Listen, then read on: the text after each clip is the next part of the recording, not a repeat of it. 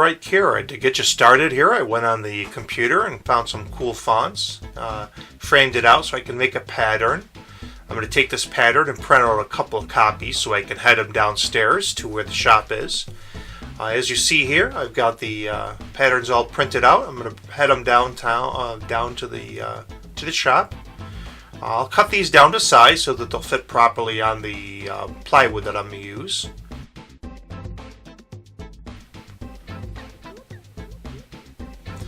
So I'm going to get the oak plywood that I have here, and we're going to attach them to that with a little spray adhesive, just some 3M sticky spray.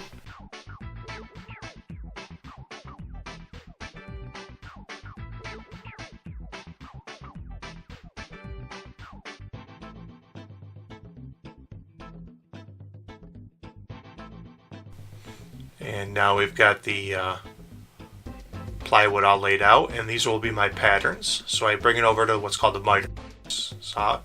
The miter saw cuts them down to the size that I want, and from that point we need to get some holes drilled in there to get the saw blade in there. So I go over to my drill press and I drill out all of the holes in which there's no other way of getting the saw blade in there.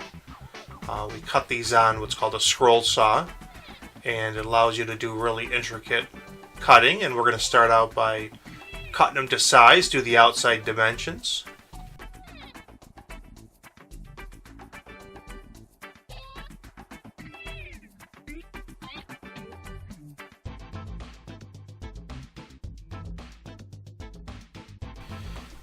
Once we do that, we're going to cut all the inside parts. Now these are the parts that get tricky because it's going to have all of the details of your name on there. And it's just twisting and turning and cutting. It cuts a lot like the way a sewing machine goes up and down, as you can see. Alright, we've got our pattern, and now the next step is let's get this sticky pattern off of there so we can get it all ready to be assembled.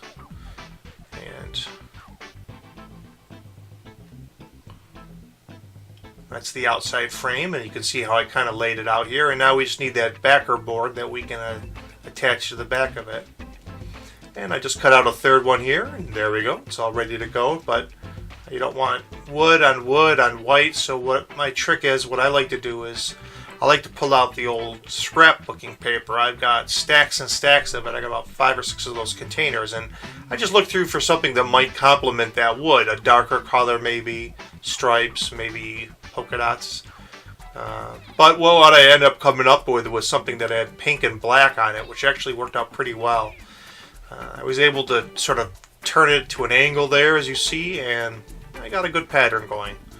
So now I just attach that to the backer board with a little more spray adhesive there. Alright, now we're going to glue the top to the backer board with some super glue. It's called cyanoacrylate, or CA glue is what we used to refer to it as. And that'll stick pretty nicely to where that sandwich between the wood and that crafting paper is, that scrapbooking paper.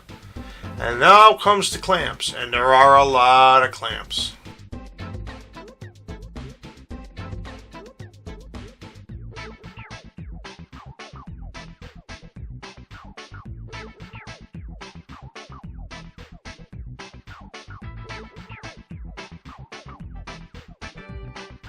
And once everything's dry, you take them all off, and from there we've got the basic sign down, but we still need to put that outside frame. Remember, I cut that one that had no words in the middle of it, and this is going to give it more of a three-dimensional look, as you see. But you know, I got to put a little embellishment on there, so I made this little heart there that I added to it. And there's the outside frame, a little more CA glue, and mount that to it. Now I'm going to take it over to the sander because it's sort of not even very well, and we want this to look like one board. So this is a disc sander that I'm using here, just getting all the edges all level. I like to back this with a little bit of cardstock there. Just pick some colorful cardstock and put that, stick it to the back of it. And then from there, we just got the hook, a little eyelet that we screw into the top of it so we can hang it up. And there it is. That's your little project that I made for you. It's a nice little Kira sign for you, and I hope you like it. And I really do appreciate you watching and seeing how I made your little sign. Have a great day.